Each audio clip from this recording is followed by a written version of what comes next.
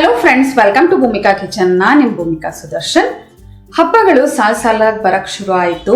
ಸಿಹಿ ತಿಂಡಿಗಳನ್ನ ನೀವು ಮಾಡಲೇಬೇಕಾಗತ್ತೆ. ಮನೆಯಲ್ಲಿ ಇನ್ಸ್ಟೆಂಟ್ ಆಗಿ ದೇವರಿಗೆ ನೈವೇದ್ಯ ತೋರಿಸ್ಬೇಕಾಗತ್ತೆ. ಸಜ್ಜಿಗೆ, ಈ ಥರ ಅವಲಕ್ಕಿ ಪ್ರಸಾದ ಇವೆಲ್ಲ ನೈವೇದ್ಯ ಮಾಡ್ತಿರಲ್ಲ, ಅದೇ ಥರ ತುಂಬ ಫಾಸ್ಟಾಗಿ ಒಂದು 15ರಿಂದ 20 ನಿಮಿಷದಲ್ಲೇ ರವೆ ಉಂಡೆನ ತಯಾರಿ ಮಾಡ್ಕೊಂಡ್ಬಿಡ್ಬೋದು. ಅದನ್ನು ಮಾಡೋದು ಹೇಗೆ ಅಂತ ಇವತ್ತು ತೋರಿಸ್ಕೊಡ್ತೀನಿ. ಬನ್ನಿ ಈ ರವೆ ಉಂಡೆ ಮಾಡೋದು ಹೇಗೆ ಅಂತ ನೋಡೋಣ. ಮೊದಲು ಮಿಕ್ಸರ್ ಜಾರ್ ಒಳಗಡೆ ಅರ್ಧ ಕಪ್ಪಷ್ಟು ಕೊಬ್ಬರಿ ತುರಿ, ಆದಷ್ಟು ಬಿಳಿ ಕೊಬ್ಬರಿ ತುರಿನೇ ತಗೊಳ್ಳಿ. ಇದನ್ನು ಜಸ್ಟ್ ಒಂದ್ಸಲ ಬ್ಲೆಂಡ್ ಮಾಡಿಕೊಂಡ್ರೆ ಸಾಕು. ನೈಸ್ ಪೌಡ್ರ್ ಮಾಡಬಾರ್ದು. ರಿವರ್ಸ್ ಡೈರೆಕ್ಷನಲ್ಲಿ ಒಂದ್ಸಲ ಪಲ್ಸ್ ಮಾಡ್ಕೋಬೇಕು.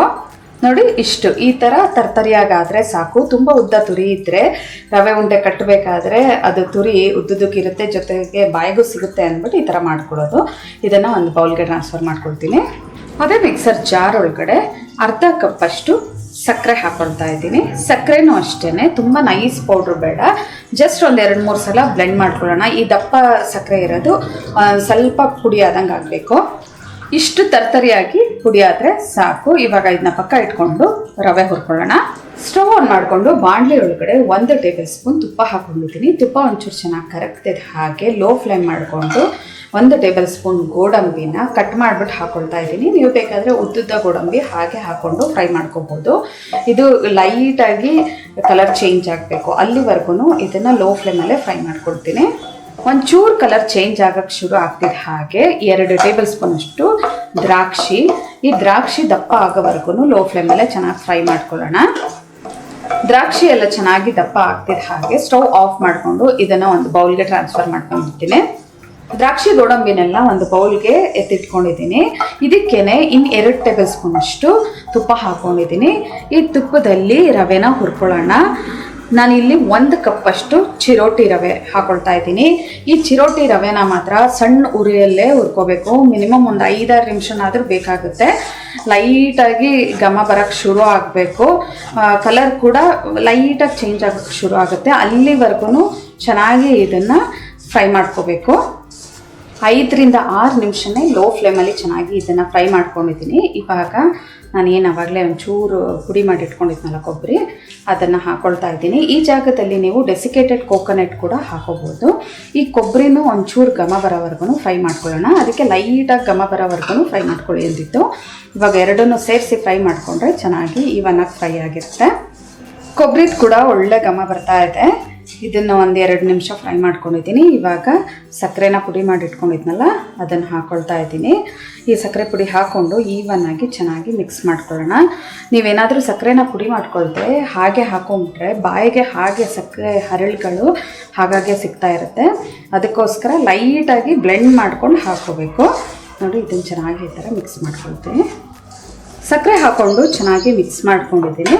ಇವಾಗ ಇದಕ್ಕೆ ಒಂದು 1/4 ಟೀ ಸ್ಪೂನ್ ಅಷ್ಟು ಅಥವಾ ಒಂದು 5 ಏಲಕ್ಕಿನ ಪುಡಿ ಮಾಡಿಬಿಟ್ಟು ಹಾಕೋಬೇಕು. ಒಂದು ಸಲ ಎಲ್ಲ ಇದು ಚೆನ್ನಾಗಿ ಮಿಕ್ಸ್ ಮಾಡ್ಕೊಳ್ತೀನಿ.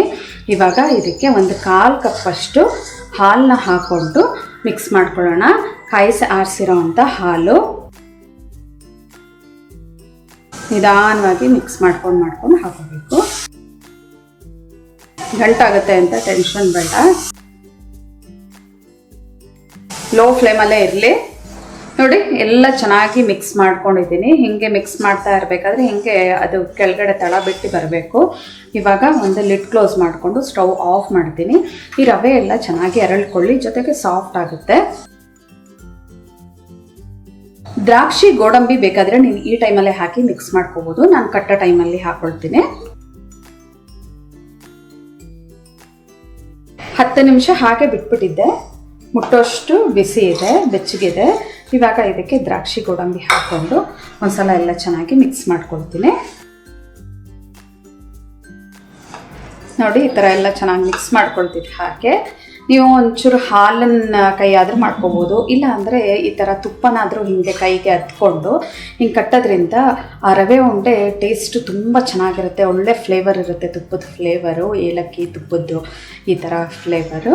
ಎಷ್ಟು ಚಿಕ್ಕ ಉಂಡೆ ಬೇಕೋ ಅಷ್ಟಾದರೂ ಕಟ್ಕೊಳ್ಳಿ. ಇಲ್ಲ ತುಂಬ ದಪ್ಪ ಉಂಡೆಗಳು ಬೇಕು ಅಂದರೆ ಅಷ್ಟು ದಪ್ಪನಾದರೂ ಕಟ್ಕೊಳ್ಳಿ. ನೋಡಿ, ನಾನು ಇಷ್ಟು ದಪ್ಪ ಉಂಡೆ ಕಟ್ತಾ ಇದ್ದೀನಿ. ಒಂದು ಚಿಕ್ಕ ನಿಂಬೆಹಣ್ಣು ಗಾತ್ರದಷ್ಟು ದಪ್ಪ.